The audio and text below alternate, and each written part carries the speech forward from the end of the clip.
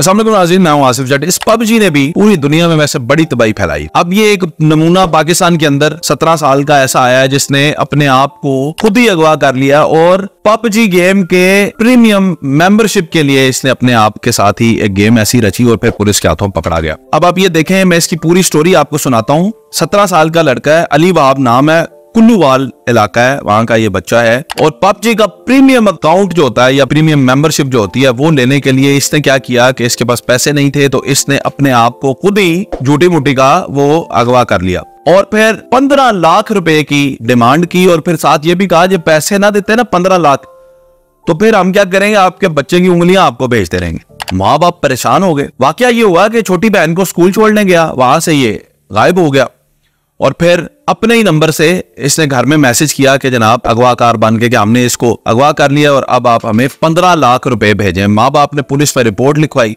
Police ने थोड़ा सा ट्रेस करना शुरू किया तो कहीं 11,000 रुपए की एक एटीएम था इसके पास, उसकी ट्रांजैक्शन हुई थी इनके अकाउंट से, माँ के नंबर पे ये मैसेज भेज रहा था। तो पुलिस ने जब ट्रेस किया तो ये लाहौर में मौजूद था। इसने क्या किया, अभी जरा सुने, पुलिस के मुताबिक इस बच्चे ने अब तक 5 साल हो गए इसको पबजी खेलते हुए और 5 लाख से ज्यादा रुपए ये पबजी के ऊपर ऑनलाइन ये जो कॉस्ट्यूम्स और गन्स और ये चीजें खरीदते हैं उसमें लगा चुका है। और पबजी खेलते हुए इसकी माँ कहती है ये मुदाखलत बर्दाश्त ही नहीं करता था किसी की, इतना एक्सट्रीम होकर खेलता था। और फिर आखिरकार इसको प्रीमियम मेंबरशिप की जरूरत महसूस हुई तो इसने कहा कि मैं ऐसा एक खेल रचता हूं कि जिसकी वजह से खुद को इसने अगवा कर लिया और फिर पुलिस के हाथों फिर इसकी चितरोल हुई, पकड़ा गया।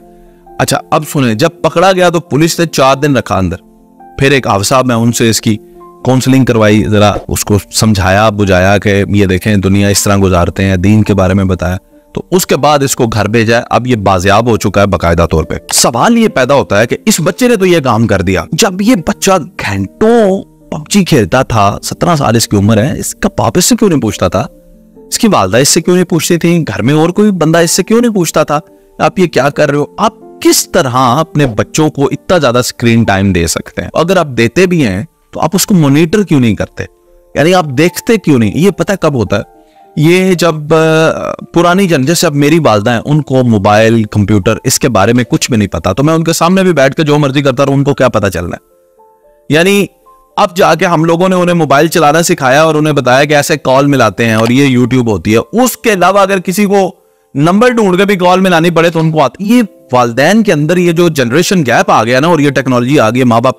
आपको सीखना पड़ेगा, पेरेंट्स आपको सीखना पड़ेगा, आपको अवेयर होना पड़ेगा कि ये क्या चीजें हैं और हमारा बच्चा क्या कर रहा है। अगर आप अवेयर नहीं होंगे तो आपका बच्चा ऐसे काम करेगा जो आपको पता ही नहीं है और फिर आप नुकसान आती होंगे। बच्चों को कभी भी इन गेम्स के अंदर इतना ज्यादा इन्वॉल्व ना होने दें। फिजिकल गेम्स का हमारे जमाने में हम कबड्डी खेला करते थे, फुटबॉल खेला करते थे, क्रिकेट खेला करते, तो न जाने इतनी गेम्स होती थी, आज के बच्चों को नाम भी नहीं पता। तो हमारे पास टाइम ही नहीं बचता था ये गेम्स खेलने के लिए। कंप्यूटर तो थे उस वक्त भी, गेम्स भी थी, लेकिन हम फिजिकल गेम्स में इतना एंजॉय करते थे कि हम ये कंप्यूटर की गेम्स नहीं खेलते थे। अब ग्राउंड्स कोई नहीं है, ग्राउंड्स की जगह पे हाउसिंग सोसाइटियां बना दी हुई हैं लोगों ने और अस्पताल आबाद है, ग्राउंड वीरान है और बच्चे जो है मोबाइल्स पे खेल रहे हैं।